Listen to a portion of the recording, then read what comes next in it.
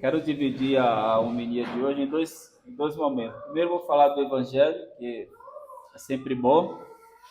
Depois, quero colocar aqui, com a graça de Deus, um itinerário aí para a gente poder participar com mais devoção do santo sacrifício da missa. Então, pode ser que demore um pouco mais do que o costume, a homilia de hoje. Por 3 vezes, Nosso Senhor afirma: não pode ser meu discípulo, não pode ser meu discípulo. E o Evangelho encerra com essa frase: não pode ser meu discípulo. 3 situações que ele coloca, que se a gente não observar de acordo com a vontade de Jesus Cristo, não podemos ser seu discípulo. É bem interessante aqui essa colocação, essa repetição: não pode ser meu discípulo, não pode ser meu discípulo, não pode ser meu discípulo. 3 vezes ele afirma e ele dá as razões para tal. Sou um pouco estranho essa afirmação de Cristo. Se alguém vem a mim, mas não se desapega, podemos pegar uma outra tradução que seria desta forma: se alguém vem a mim, mas não odeia, é um pouco mais pesada essa expressão, e não odeia seu pai, sua mãe, sua mulher e seus filhos, seus irmãos, irmãs e até a própria vida, não pode ser meu discípulo. Podemos nos questionar como assim? Vou me desapegar dos meus pais, das pessoas que eu amo, ou até odiar os meus pais, segundo outra tradução, sendo que ele mesmo, está lá o quarto mandamento, perdão, que é honrar pai e mãe. Aqui manda exatamente fazer isso. E aquela passagem que ele fala que temos que amar até os nossos inimigos. Como que fica essa questão? E é fácil a gente entender que nosso Senhor quer nos explicar, nos mostrar com esse desapega, o teódio. Então, a necessidade de amarmos a Deus acima de tudo, se afastar radicalmente até mesmo dos que nos são caros, se isso representar um obstáculo para seguirmos a Cristo. Então, se essa pessoa ou aquela pessoa, por mais próximo que seja de mim, por mais amor que eu tenha a ela, se ela passa a representar um obstáculo para a minha salvação, eu devo me desapegar dessa pessoa. Eu devo detestar essa situação. Devo me afastar dela, porque ela se torna um estorvo, uma pedra para a minha salvação. Isso não podemos permitir. Evidentemente que devemos amar os nossos pais, os filhos, irmãos. Devemos amar a nossa vida porque é um dom de Deus. A nossa vida é um dom de Deus. Não nos esqueçamos disso. Porém, se tudo isso nos afasta de Deus, já não há mais obrigação, já não há mais uma obrigação de obedecer essa ou aquela pessoa, se a ordem que ela me coloca se torna um obstáculo para a minha salvação. Então, se a minha mãe ou meu pai me desse uma ordem contrária à lei de Deus, eu iria desobedecer com muita tranquilidade. Se ela falasse: olha, você não pode mais ir à missa no domingo, ou você tem que viver com uma mulher sem estar casado, eu não iria obedecer.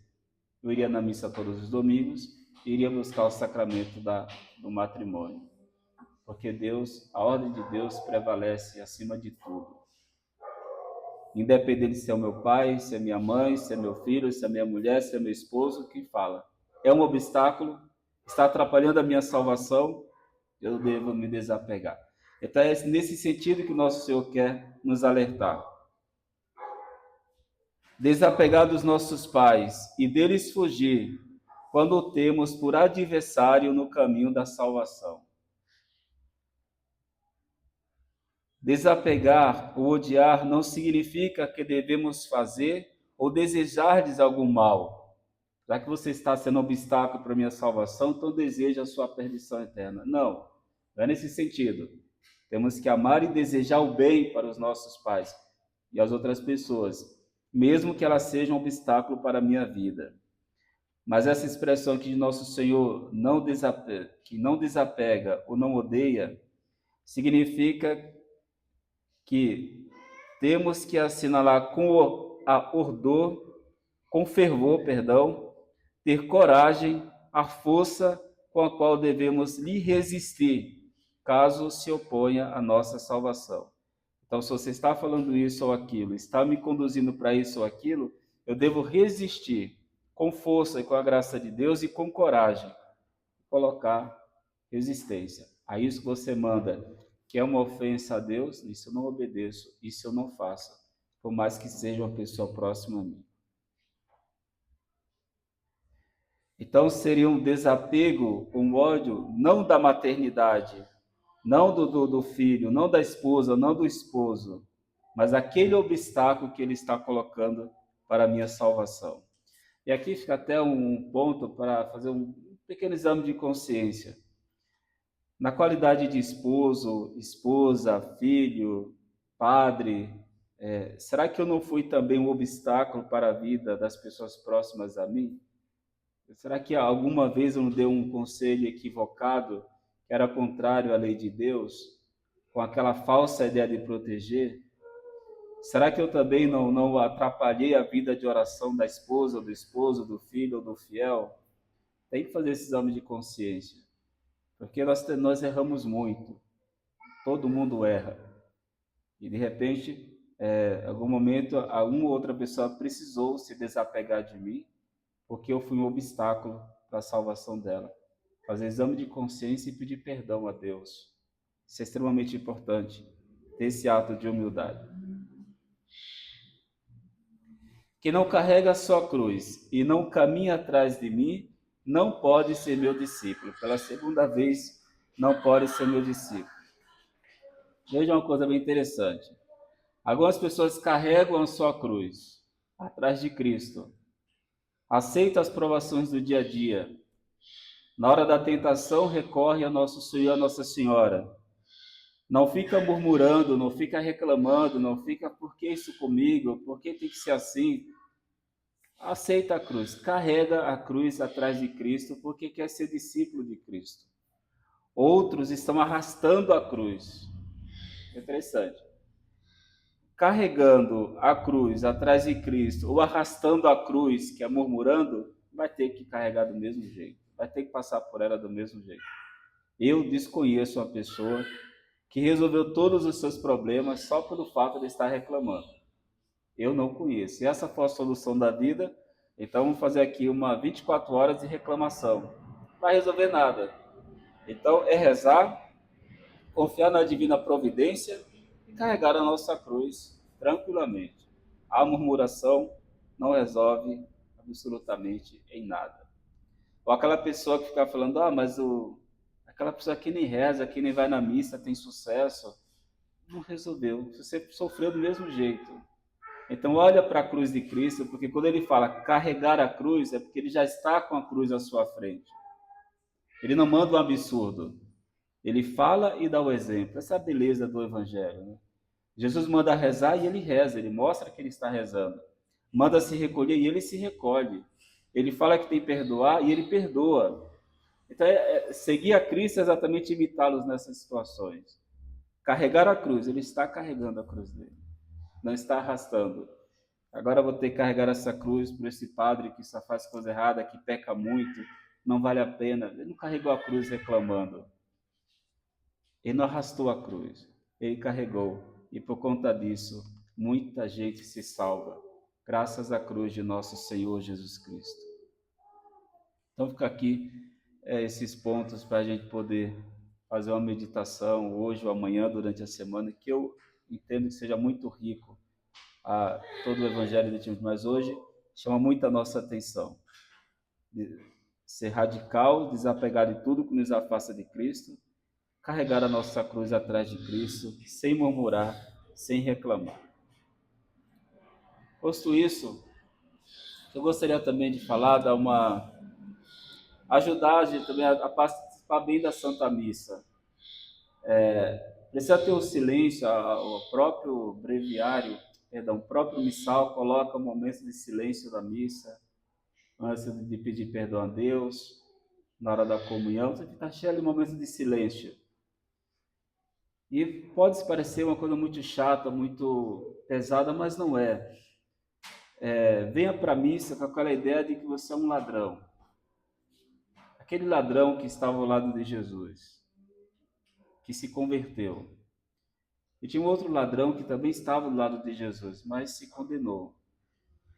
Então, quando eu estou na Santa Missa, com o coração contrito, com o desejo de carregar a minha cruz, com o desejo de me afastar de tudo aquilo que é um obstáculo para a minha salvação, eu sou um pecador, ao lado de Cristo, que peço, lembra de mim, Senhor, nessa situação, com essa dor, com essa pessoa que eu preciso me afastar, essa situação que eu não consigo resolver. Lembra de mim, Senhor. Então, participar da Santa Missa com esse espírito de contrição, de confiança em Jesus nosso Senhor. E o que Jesus fala para o ladrão que se converte, hoje mesmo estarás comigo no paraíso. Jesus dá atenção àquele que está com verdadeiro desejo de mudar de vida. E a Santa Missa é a oração mais poderosa do mundo, é o ato mais poderoso do mundo. Podemos ficar horas e horas diante do Santíssimo Sacramento, rezando o Santíssimo Rosário, ficar o mês inteiro sem comer nada, em penitência, mas não se compara a uma missa. A missa é extremamente poderosa e ela pode mudar toda a nossa história, toda a nossa vida. É o poder da Santa Missa. Mas é preciso estar aqui como esse ladrão, atento a Jesus, que se oferece como vítima perfeitíssima em reparação dos nossos pecados, e pedir, lembra de mim, Senhor. Ou podemos ser como aquele ladrão que não mudou nada e se condenou, estava no mesmo cenário. Note, isso é bem interessante. Tanto um como o outro estavam ao lado de Jesus. Um se converteu, o outro não. Então podemos dizer até dessa maneira, para dar mais força à homilia. Um quis carregar a cruz, o outro arrastou a cruz. Ficou reclamando, falando mal de Jesus Cristo. O outro aceitou a cruz. Então venha para a missa com esse espírito de contrição, um verdadeiro desejo de mudar de vida, um verdadeiro desejo de ser seguidor de Cristo, de ser discípulo de Cristo. Com esse desejo, Cristo nos dará aquilo que nosso coração tanto quer. Hoje mesmo estarás comigo no paraíso. Seja, logo após a nossa morte, carregando a nossa cruz de cada dia, estaremos com Cristo, nosso Senhor. Nós já experimentamos aqui na missa, porque aqui está a presença de Jesus, da mesma forma que estava lá no Calvário. E os dois ladrões estavam ao lado dele. Então, fica esse ponto de meditação e eu encerro. Posso ser o ladrão que se converte, posso ser o ladrão que permanece no seu erro. Posso ser aquele que carrega a cruz, posso ser aquele que arrasta a cruz. Que a missa, o poder da Santa Missa, nos ajude a seguir nosso Senhor com resignação e fazer tudo aquilo que Ele pede e nos manda. Salve Maria. Salve Maria.